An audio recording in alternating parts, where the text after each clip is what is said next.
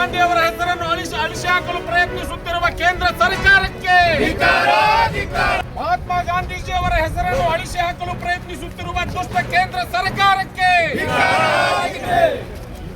बोलो भारत माता की, बोलो कांग्रेस पार्टी की, बोलो कांग्रेस पार्टी की, बोलो भारत माता की, बोलो कांग्रेस पार्टी की, ಸರ್ಕಾರಕ್ಕೆ,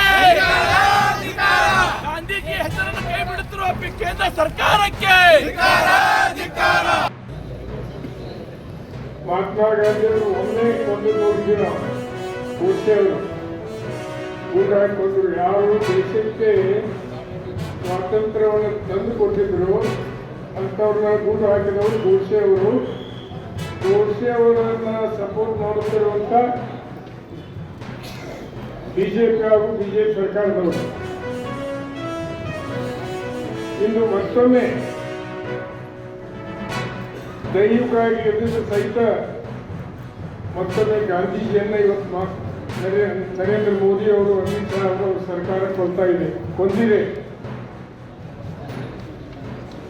ಮನಮೋಹನ್ ಸಿಂಗ್ ಅವರಿದ್ದಾಗ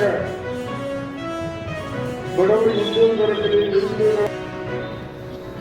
ಮಹಾತ್ಮ ಗಾಂಧಿಯವರು ನಮ್ಮ ದೇಶಕ್ಕೆ ಸ್ವಾತಂತ್ರ್ಯ ತರಲಾರದೆ ಹೋಗಿದ್ದಾರೆ. ಇವರು ಮೋದಿಯವರು ಪ್ರಧಾನಮಂತ್ರಿಯಲ್ಲಿ ಹಾಕಿದ್ರು, ಅಮಿತ್ ಶಾ ಅವರು ಗೃಹ ಮಂತ್ರಿಯಲ್ಲಿ ಆಗ್ತಾ ಇದ್ರು, ಬಿಜೆಪಿ ಸರ್ಕಾರದಲ್ಲಿ ಬರ್ತಾ ಇತ್ತು ಅಂತಂದ್ರೆ ಕನಿಷ್ಠ ಯೋಜನೆಯನ್ನು ಮಾಡಬೇಕಾಗಿತ್ತು. ಇನ್ಯಾವುದೋ ಹೆಸರು ತೆಗೆಯಲಿ, ರಾಜಕೀಯ ಚೀಟಿಗಾಗಿ.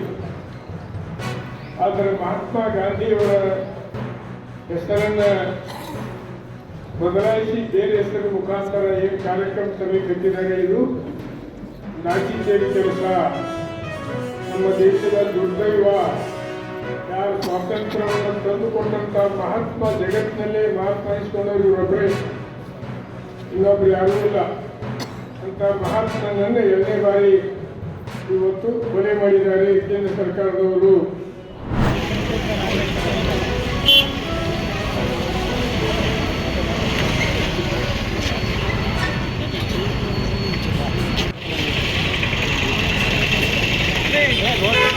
ನಾಲ್ಕು